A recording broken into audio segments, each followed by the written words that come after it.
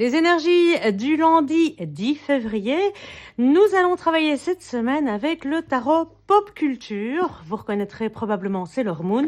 Petit mélange comme Kaamelott, à la fois de Rider-Waite et de Marseille. Alors j'en profite quand c'est la semaine pour sortir mes tarots avec de grandes cartes comme vous voyez. C'est parti, que nous réserve cette première journée de la semaine.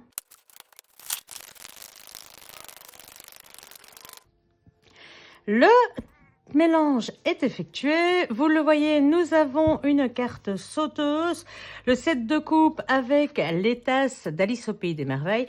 Surtout, n'hésitez pas à me dire ce que vous pensez un petit peu aussi de tous les jeux que j'utilise, s'il y en a que vous préférez, si vous préférez les plus traditionnels. Moi, ça m'intéresse toujours de savoir ce que vous pensez. Ça vous permet aussi de découvrir pas mal de jeux au final. Donc, que nous dit cette carte sauteuse? On reparle des choix qu'on doit faire, de vider certaines coupes pour pouvoir avoir des contenants libres, pour pouvoir ajouter de nouvelles choses dans la vie. Donc, se débarrasser du superflu pour ne garder au final que ce qui est nécessaire et avoir de la place pour les nouveautés. Avec le pape, on nous parle à nouveau d'être conseillé, d'être guidé, d'être coaché pour pouvoir arriver à une certaine sérénité, non pas une certaine, une véritable sérénité sur le plan émotionnel, pouvoir se sentir mieux, que ce soit fluide, que tout passe beaucoup mieux qu'avant, que tout ce qu'on construit, on l'avait dit, on construit sur le long terme, on construit du durable dans cette nouvelle aventure. C'est intéressant d'être coaché sur le plan des émotions, ça peut permettre que toutes ces choses qu'on met en place en ce moment soient placées sous ce signe de la durabilité, d'un renouveau émotionnel en ce qui nous concerne, donc vraiment un renouveau complet. On va aller voir le tableau. Alors, pendant que je vous applique le tableau, n'hésitez pas à liker, à commenter, à vous abonner si ce n'est pas encore fait et à partager si le tirage vous plaît, si la chaîne vous plaît, n'hésitez pas. Tout ça est très important pour que YouTube sache que vous aimiez cette chaîne. Nous avons ici pour commencer une reine de coupe, suivie du 4 de bâton et enfin de l'étoile. Étoile que nous avions déjà dimanche. J'avais eu un petit bug, je m'étais trompée. Concentrons-nous, reine de coupe que nous dit-on, on va apprendre vraiment à gérer ses émotions. Le fait qu'on fasse place nette et qu'on fasse des choix, c'est vraiment ça. Regardez, elle coupe ici une partie des cheveux. C'est quelque part ce qui est en trop. C'est ce qui doit être évacué. C'est ce qui fait qu'on peut continuer à avancer sur son chemin tout en gérant les émotions de manière sereine.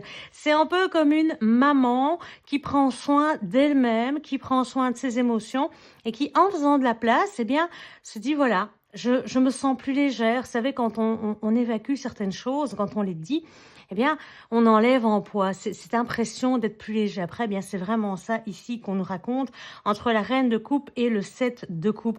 Et avec ce 9 de bâton, ça nous permet de nous relever pour aller de l'avant, pour pouvoir poursuivre son aventure, son chemin jusqu'au bout. On le rappelle, toujours guidé par cette personnalité un peu fragile qu'est l'étoile. Et on est toujours ici avec cette personnalité un petit peu fragile, un peu passive, mais qui est là avec tout l'amour et la tendresse pour nous guider sur notre chemin. Elle est présente, elle nous aide à garder le cap, à garder la bonne voie. C'est cette étoile du berger finalement. Et puis, cette sérénité qui éclaire notre chemin vers la voie du bonheur, vers quelque chose de plus positif et qui s'inscrit vraiment dans une réussite, même passive. Donc, c'est vraiment une guidance ici. Donc, on est en train de mettre en place ce qu'il faut, de la place pour les nouvelles émotions, les nouvelles amitiés, éventuellement, les nouvelles affections. Et puis, on prend son bâton de pèlerin, on avance, guidé par cette étoile. Alors, j'ai vraiment l'image qui ressort du berger qui est guidé par cette étoile. Alors, certes, c'est une image peut-être un petit peu fort connotée, mais le 9 de bâton, c'est reprendre, c'est se redresser après avoir déjà subi énormément de pression pour aller jusqu'au bout, pour se battre et défendre sa position jusqu'au bout et c'est guidé par cette étoile. Donc, moi, j'aurais envie d'appeler ça l'étoile du berger, celle qui nous guide jusqu'à l'arrivée, jusqu'au bon chemin. Alors, au niveau de la coupe finale, Valet de denier avec mercredi Adams. Valet de denier, donc la croisée, et sa maman, la reine de denier, Morticia et mercredi. Donc ici, on voit une belle évolution entre le valet qui passe directement à la reine. Donc on commence la journée en faisant un choix. Donc ce choix probablement de se libérer de certaines émotions pour pouvoir se sentir plus léger et surtout se dire, ok, maintenant que j'ai plus de place, que comme les reines de coupe, ce sont des personnages qui peuvent gérer leurs émotions avec, je ne vais pas dire beaucoup de facilité, mais en tout cas, qui ont la capacité de ne pas tomber dans l'impulsivité, qui ont cette capacité à rester relativement zen. Alors, je ne vous dis pas que c'est non-stop, mais il y a une bonne gestion des émotions, une bonne fluidité. On laisse échapper ce qui doit échapper, on ne retient pas et on lâche prise. Et avec la reine de denier ici, eh bien, on nous confirme que on reprend sa vie en main, on va recréer quelque chose, on va recréer un foyer, un endroit où on se sent bien, un intérieur dans lequel on est bien. Alors, quand je dis intérieur, ça peut être en intérieur de maison, comme ça peut être en intérieur, de soi, finalement. Vous voyez, un petit bémol sur ce jeu, c'est très embêtant, mais sur des cartes aussi noires, ça fait vite des traces de doigts, c'est dommage. Petit aparté comme ça. Mais donc voilà, la reine de denier, vous voyez un petit peu Morticia Adams qui est un peu au four avec sa mère, qui s'occupe de ses enfants dans un calme olympien, qui a une vie aussi amoureuse très, très sereine. En fait, c'est un peu ça, la reine de denier, elle est capable de gérer tous les plans finalement, qu'ils soient matériels, familial, foyer, amoureux. C'est quelqu'un qui a beaucoup de charme et beaucoup de charisme. Bon, après, tout ça dépend de votre vision du film. Moi, j'ai beaucoup aimé. Mais voilà.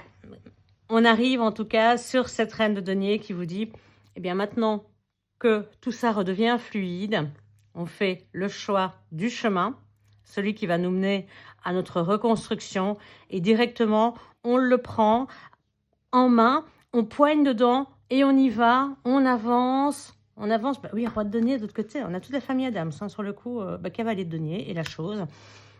C'est assez exceptionnel parce que le jeu a été mélangé, ouais, c'est assez exceptionnel quand je vois ça, parce que vraiment le jeu est mélangé avant. C'est assez rare que toute la suite, toute la cour se retrouve là. Donc, on a une évolution très, très rapide du moment où on a ce choix qui est fait pour remettre les choses en place. Une évolution excessivement rapide. Donc, on fait ce choix et on y va. On n'attend pas, on démarre et les choses se mettent en place presque toutes seules. Le plan avance, il se forme, il se met sous nos yeux, il se construit presque de lui-même, presque tout seul.